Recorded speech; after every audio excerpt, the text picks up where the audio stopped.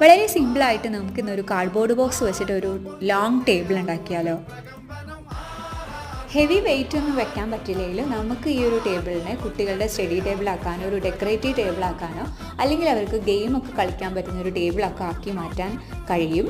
അപ്പോൾ അതിന് വേണ്ടിയിട്ട് ഞാൻ ഈ ഒരു ബോക്സിൻ്റെ അടിയിലാക്കിയിട്ട് 6 ഹോളുകൾ ഉണ്ടാക്കി. എന്നിട്ട് ഈ ഒരു കാല് പോലെ ഈ ഒരു ട്യൂബിനെ അതായത് ഹൈറ്റിൽ ഒരു 60 സെൻറ്റിമീറ്റർ ഹൈറ്റിൽ ഞാൻ കട്ട് ചെയ്തിട്ട് ഇതിലേക്ക് ഇറക്കി വെച്ചു. കണ്ടോ, എന്നിട്ട് നന്നായിട്ട് ഗ്ലൂ ഗൺ യൂസ് ചെയ്തിട്ട് ഒട്ടിച്ചു കൊടുത്തിട്ടുണ്ടായിരുന്നു ഓരോരോ കാലുകളെയും. ടേബിളായിട്ട് ഉപയോഗിക്കാൻ വേണ്ടിയിട്ടായതുകൊണ്ട് തന്നെ ഞാനിതൊരു ഹാർഡായിട്ടുള്ള കാർഡ്ബോർഡ് ബോക്സാണ് ഇതിനായിട്ട് തിരഞ്ഞെടുത്തത്. അപ്പോൾ അങ്ങനെയുള്ള കാർഡ്ബോർഡ് ബോക്സുകളെ തന്നെ നിങ്ങൾ തിരഞ്ഞെടുക്കുക.